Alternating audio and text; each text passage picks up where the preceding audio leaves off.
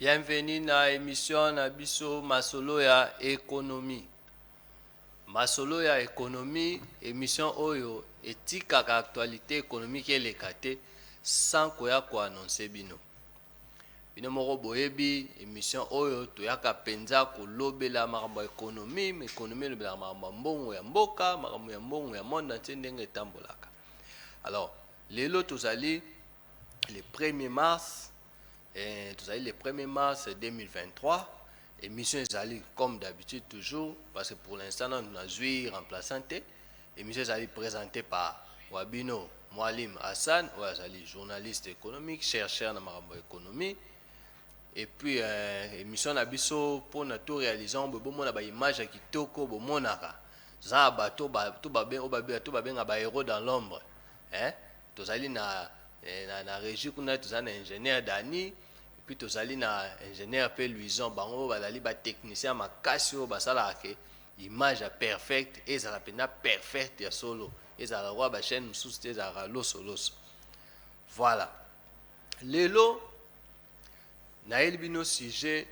ya Zlekaf. Zlekaf ezali en fait zone o bazo sala ya kokomisa ya Afrique mouvement comme marché moko pona to sala ka ba commerce et tout na kati Afrique. Mais avant wana na kopesa bino quelques informations de kana zola bino comme les autres allez mercredi na zola bino ba information ya lundi ya mardi pe ya mercredi na kopesa bino. Mais avant na koma wana susu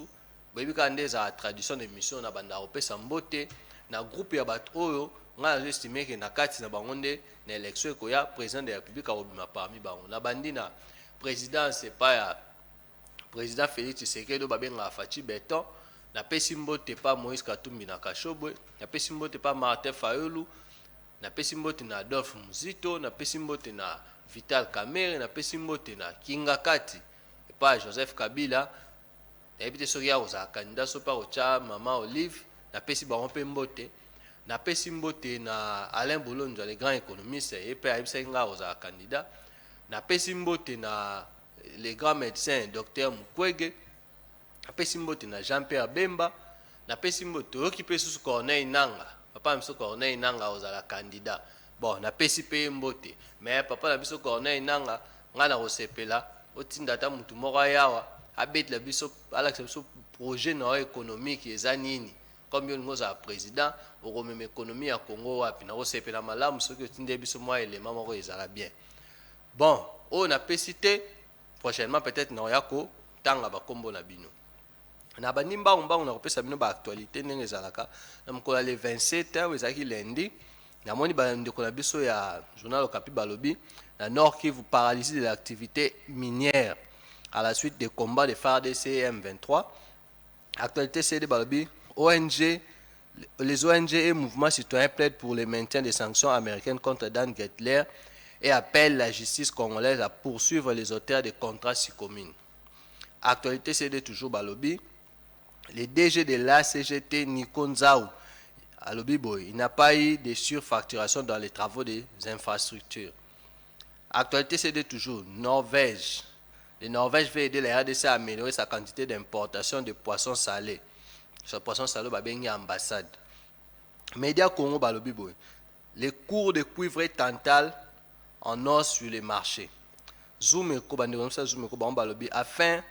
À la fin de janvier 2023, aucun franc n'a été décaissé en faveur des dépenses en capital. Wana selon Banque centrale. ACP Balobi, l'affichage des taux d'échange crée la surchauffe des prix sur les marchés. ACP toujours, l'augmentation des prix de certains fruits sur les marchés de Kinshasa. Wana ACP Balobi. Le 28 au Okapi Balobi Okapi Bakomi, les nouveaux animateurs à la tête de la GECAMIN. Vous voyez, fait ce qui est d'assez nommé Batouasika na GECAMIN. Toujours la radio, au journal Okapi, Nord Kivu, 20 000 bêtes déjà perdues depuis le combat qui oppose les FARDC et M23 à Massissi. Actualité CD, le DG de la CNSS dresse un état de lieu et appelle à l'implication de tous les agents pour la bonne marche de cet établissement. Média Congo, Paul Kagame pose ses bottes dans les mines congolaises. Média Congo toujours, GECAMIN 14 ans sans élection syndicale. syndicat ezali eloko ezalaka bien na entreprise pour bango nde baplaidaka baproblème ya batravailleur soki boza na syndicat makasi te na entreprise epesa mwa mpasi. Média Congo toujours, RDC Maroc, nouvelle impulsion dans les échanges économiques. Zoom Eco Bakomi, FPI vole au secours des déplacés de Goma. Zoom Eco toujours, l'étain devrait chuter à 26 681 $ la tonne cette semaine. Bandemamsa Desk Eco Bakomi. La RDC revendique d'abriter une des institutions de l'OADA. Bandemamsa ACP Balobi, les tronçons Congolo-Luvungi redevient impraticable 4 ans après sa réhabilitation. Côté à Bokassa, route Bokassa Kinshasa, ACP Balobi. Le tourisme est un moteur important de développement socio-économique pour la RDC. ACP toujours, la tenue du premier forum des investisseurs congolais et égyptiens à Kinshasa. Wana na mukosko tuye na rochina mukola le 1er mars. Na monia banimisa actualité CD Balobi, Dan Gettler empoche plus de 60 millions de dollars de royalties dans la signature de l'accord avec le gouvernement congolais. Média Congo Bakomi. Kinshasa et Chine. Kinshasa bloque la sortie d'un stock de cuivre et de cobalt estimé à plus de 1 milliard de dollars. Média Congo toujours Bakomi. 27 millions de dollars soutirés dans la GECAMINE pour sauver la banque à Freeland. Média Congo toujours vers la fermeture des stations-service et puis Tosukina toujours Média Congo Balobi, développement des infrastructures numériques en RDC. Le ministre Kibasa échange avec le vice-président de la Banque mondiale à Barcelone. Information au côté de la Rabino par-ci par-là pour na koyesa kolakisa bino ndenge nini parce que marmona lobaka est très important ezolakisa bino ndenge nini mbongo na biso eza kokota na ndenge pe bimaka. Donc c'est très important soki nazo pesa ba information ana o pesa ngai misu na ndenge o pesa ka misu na tango talaka match ya Barcelone na Real pe matoi na o pesa ngai ndenge o pesa ka matoi na album Formule 7 ya kulutu na ngai fali pour asala ka musala kitoko musique na eza ko beta nyonso bo pesa ka ngo matoi yango ape na osenga bino pe bo pesa ngai litoi na sans wana. Bon sikoyo lelo ndenge na lobby na préparer la bino deux sujets na redévelopper donc na lobby la ZLECAf et puis na président de France Emmanuel Macron salaki point de presse na France où invitaki pays représentant pays de l'Afrique bon même musicien na biso bazalaki notamment Fally Ipupa Gims kulutu na biso pe Christian Lusako pe invitaki mais na lingaki na zwa plus aspect économique ya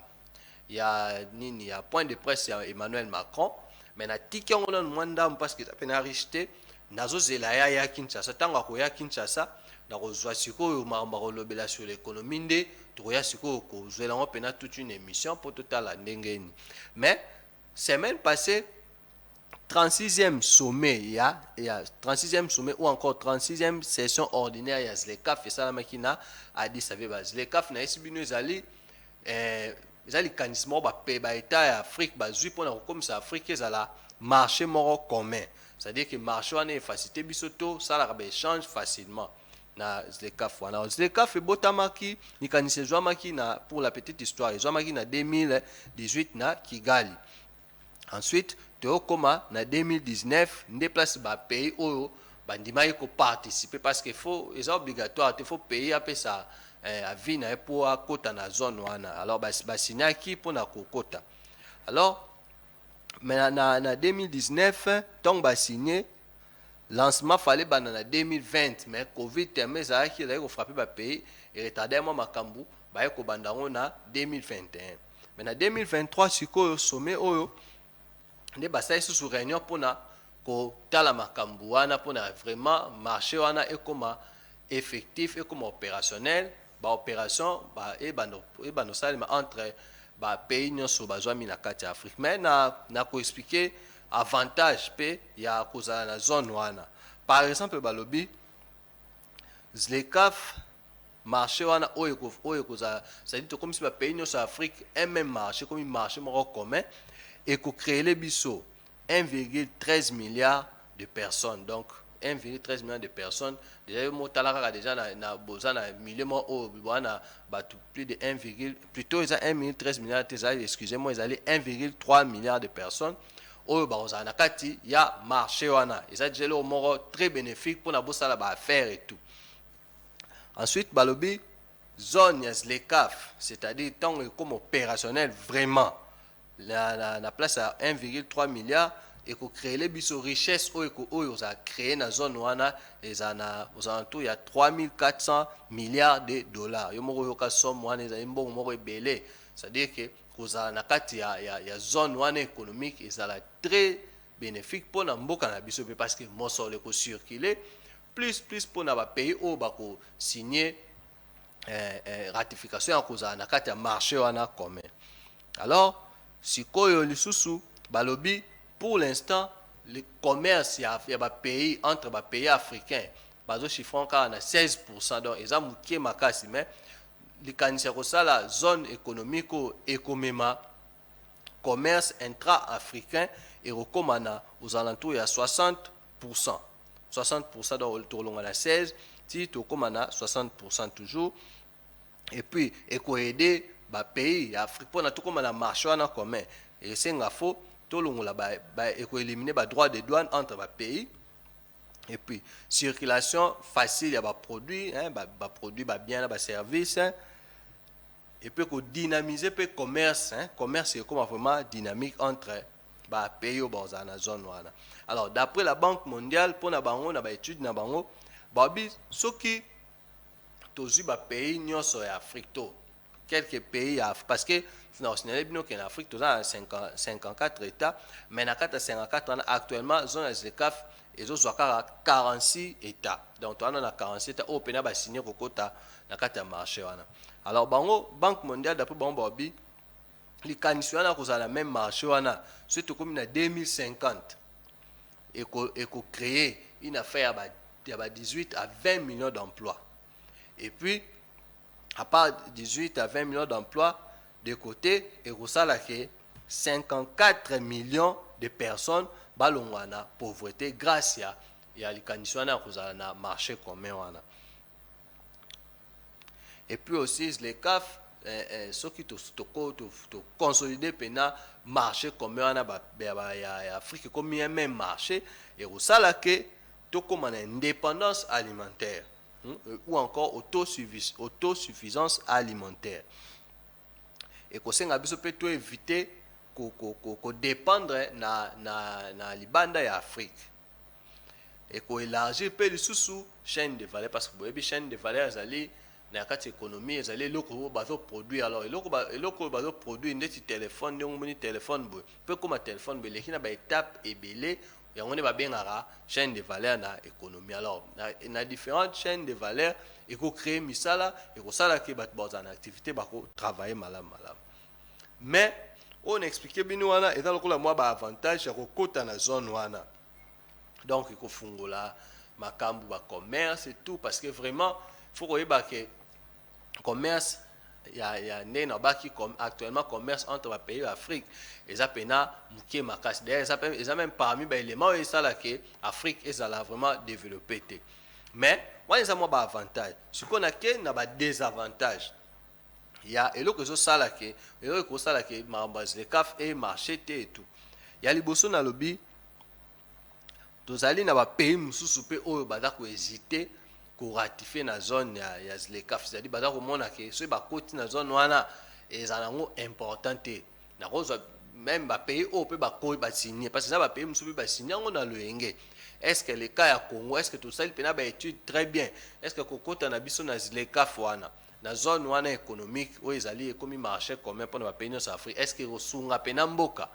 eza ba question faut tomituna. Alors eloko mususu pe ezali ko ekosala ke maramba ZLECAf esimba te produit ba résultat te ba pays belé Afrique ezali ba pays oyo caractéristique na économie na bango ezala plus focalisé na secteur primaire parce que bebi que na économie tozala na trois secteurs, dans le secteur primaire, secondaire na tertiaire. Alors bapays ebele ya Afrique ezali plus économie na bango ezala plus focalisé na secteur primaire, ce qui fait que biso ndeti biso Congo totekaka plus libanda ba matière première. Soki otali be parmi bato basomba ba matière première na biso eza mindele. Donc eza na pays mote Afrika za makoki pene ya kosomba ba matière première na biso eza plus ba mindele nde basomba yango. Soki tant tokokota na ZLECAf wana tokoti na zone économique wana moni ke le Congo aro risqué aza peu perdant parce que kokota na zone économique wana eza guerre moko économique na sens nini. Donc soki bokoti na même zone soki bozana eloko ya oteka te mboka bino eza eloko ya oteka te na même zone wana bata mboka misundi bando otekela bino biloko bata mboka misundi bakoinonde marché na baproduit oyo bango baza nango. Donc déjà il est grand temps même bakonza mboka na biso oyo bazodirige mboka actuellement ou bien même oyo bakodirige biso dans les jours à venir nde toza na année électorale. Il faut déjà tout banda kose armée économiquement toyeba déjà kofungola ba horizon mosusu ya économie ya biso po ntango tokokota pena nde toza déjà na zone wana ntango makambo yobanda mboka na biso erecevable na bahyperkite sur le plan économique te tozala makasi mpe ya kotekela bavoisin mosusu biloko parce que soki toza na zone wana économique toza na eloko ya koteka te eza pasi po biso biloko na biso totekaka plus ce sont les occidentaux ou encore les asiatiques notamment bachinois bango nde mutu bazala mosolo ya kosomba bamatière na biso bapays afrique baza mpena pays mote afrique asomba ma bamatière na biso baza mpena makoki wana te. Donc yango babi risque ke zone wana esimba te yango wana mpo bapays ebele afrique bazali na baéconomie moko pena eza na niveau moko primaire esengaka biloko wana batekaka plus eza kaka bamindele nde basomba yango soki tokokota na zone moko économie mpo toteka nini au moins ndeti biso na Congo Brazza tokoteka nini toproduisaka nini oyo tokoteka. Donc c'est un peu ça. Et puis aussi problème soki ezali koposer eloko osalaka makambo ya ZLECAf wana esimba te manque ya diversification ya économie. Diversification économique nini koloba mosolo to économie ya mboka na bino esimbama na basecteur ebele moni ezala kaka te. Par exemple économie na bino edépendaka kaka na cobalt par exemple to edépendaka na or to edépendaka na pétrole kaka non yango moni l'autre fois wana explikaka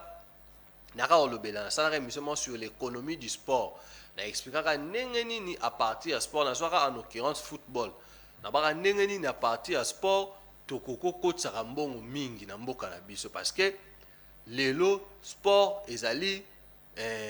élément moko oyo ezali domaine moko oyo ekoki mpe kolongola bato ebele na pauvreté na kati ya mboka na biso wana nazalaka mpena convaincu nango ke sport surtout football ekoki kobimisa bato ebele na pauvreté na mboka na biso.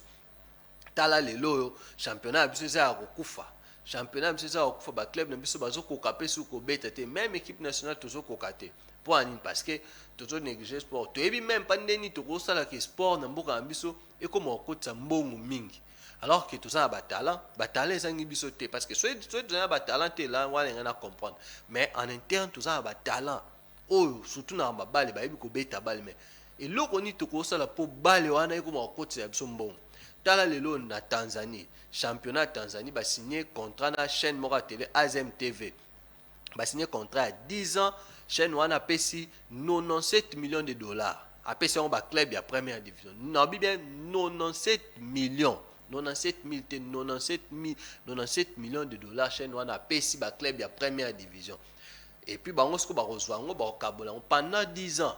omoni te ke championnat baclub ya Tanzanie bako même koyiba biso bajoueur même koyiba biso bajoueur na biso parce que bango bakomi bakomprendre ke bale ezosenga fo kotya mbongo bale fo organisation mpona borécolte mbongo na bale fo botya na mbongo bosorganize. Nasala déjà une émission sur l'économie du sport na ozongela yango te walingi kolanda akota en chaîne YouTube na biso aomona na baki prochainement na osala pe une émission sur l'économie de la musique parce que musique ezali produit économique ezali bien économique ndenge mo pe sport ezali bien économique na expliquer bien économique ezali nini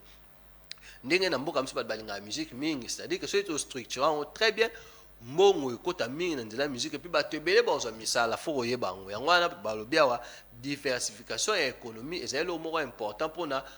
zone économique wana oyo tozolinga kosala ata bapays ya Afrique esimba parce que soki toza kaka tokoti na zone économique wana mutu na mutu avandi oyo atekaka kaka pétrole oyo atekaka kaka nguba oyo atekaka kaka bacobalt na cuivre ekosalaki ata tokoti na zone wana économie ekosimba nango te ekodimine pauvreté te bato bakokoma riche te ekozala fiasco. Alors sikoyo aussi tolobeli mpe lisusu problème balobeli mpe so problème ya valeur ajoutée oyebi valeur ajoutée ezali fait ya kozwa matière première ko transformer yango ti opesa yango ekoma produit pena fini. Donc le fait qu'il y a toujours ma matière première à l'état brut pe wana pe so ezali eloko susu yango ezaka eloko moto oyo tukoloba wana pe so ezali eloko ekoki koempêcher nini wana esimba te. Alors faut koluka kotransformer ba matière na biso surtout sur le plan local pour epesa biso mwa valeur ajoutée wana ekozala très important parce qu'à partir ya kobimisa valeur ajoutée nde osalaki baéchange ekoesalama malamu entre les états. Alors toza mpe susu na manque ya bastructure ya économie na biso parce que mingi badécision ebele tozwaka mpe ezalaka plus kaka sur le plan ya conjoncture ya baéconomie na biso. Par exemple omona gouvernement moko esika to bagagner élection bazozwa bamesure moko kaka la va vite mais tozovise mpena bastructure te parce que bastructure soki tovandisi bastructure ya économie na biso nde esalaka même dans le futur baprojection esalama malamu économie ekovanda malamu même ata soki gouvernement ekei bato mosusu comme bastructure evanda malamu ekosengaka zone wana ezala une réussite. Donc yango wana ezalaki bapoint oyo nengaki quelque point na ngai na développer mpona bino napesi bino baavantage mpe badesavantage ya même zone wana économique oyo babengi ZLECAf. Donc ce qu'il faut retenir ezali déjà l'état congolais a signé. Donc a signé mukanda wana à travers le président Mso Félix Tshisekedi to signé déjà que toza na kati ya ZLECAf wana. Donc comme toza na kati il faut to faire très attention toyeba ke ba pays voisins na biso to ba pays oyo tobi ZLECAf wana eza na 46 états. Alors ba pays oyo mosusu toza na bango membre na kati ya ZLECAf ya zone économique wana bakotikela biso tante. Il faut toyeba koproduire, il faut toyeba koproduire, il faut toyeba kodynamiser l'économie na biso sur le plan interne. C'est vrai que pour na ko bénéficier na kozala na zone économique wana otirer moi eloko malamu kuna il faut pe en interne bino moko pe économie na bino déjà ezala makasi, c'est-à-dire ba échange ezala makasi en interne parce que boyebi que commerce intra-congolais, c'est-à-dire commerce d'abord entre différentes provinces ya Congo na kati ezapé très faible. Donc ezali anormal koluka d'abord bobanda ko échanger na ba pays misusu alors que bino mo na kati ya mboka ba échange ezana développer te. Pourquoi? Vous avez banzela te, vous avez donc manque ba infrastructure banzela ezate nini courant mai mubulu. Donc tout ça ezali vraiment ba bloco pe ezali ko handicapé même biso moko nanu entre ba province pour tout ça la ba échange. Donc le Congo, d'abord, il faut déjà que il faut tout ça là effort. Même si tu quotidien dans les cas, mais sur le plan interne, tout ça l'effort que tu as moyen pour n'appeler commerce na quatre mboka biso na quatre provinces et ça a déjà développé. Donc mobilité on a rapidité d'échange entre les différentes provinces faut ezala. Pe na mboka biso ndio omona ke et pe ça biso pe goût yako sala ko kende na ZLECAf wana somme wana ya oyo ezali kosangisa ba pays ya Afrique. Pour ceux qui tozali kaka ko rêver sur le plan économique, tozali kaka ko vendre sur le plan économique, toke kuna kaka pamba to bandi ko tala baninga na yebisi bino bandeko na ngai to ko bénéficier na eloko moko te. Eloko moko te to ko bénéficier so to vendre na ZLECAf to bana biso ka vendre boy bato bazo tekela biso biloko tozo ndimango facile ba tekela biso biloko tozo ndipo déjà pour beaucoup de kuna ba barrière bolongole ba barrière c'est-à-dire ba douane ba nini tout ça eloko ko utamboka msusu ya Afrique moyen bo taxer ba pesi ba droit de douane na makasi ezate botika ngwe kota. Alors et ça là que marché na biso ya Congo bato ba tekela biso plus biloko biso moyen to tekela bango ezate webi que président ya Kenya, président actuel ya Kenya afinga biso dernièrement alobaka ngo alobaka ke mboka na biso Congo toyebi na biso kosala eloko te apart kaka kobina komatisa pantalon na luketu na kobina bango bakoya kotekela biso bangombe bamiliki mpo nini président naloba ye bongo parce que peut-être ye selon baétude na bango bamonaki biso toza un peu revers côté wana mpona koproduire toza vraiment barebele toza plus kaka focaliser na musique et puis musique yango mpe tosala mpe forte mpo ekotisela biso mbongo tosala effort nini mpo musique ezali mpe valeur mpona biso mboka na biso bayebi yango bato bayebi mboka na biso plus à travers musique mais tosalaka nini mpo musique yango ekoma kokotisa mo logique économique nini tosalaka donc il faut vraiment bakonza mboka ndenge baza na kati wana yebi ke président na biso azali entouré mpe na baéconomiste ya makasi tinde baza na kati wana déjà ZLECAf il faut vraiment koyeba réfléchir très bien ndeni toza kuna ba stratégie ni tokosala qu'est-ce qu'il faut eloko ni tokoteka po to réussir parce que soki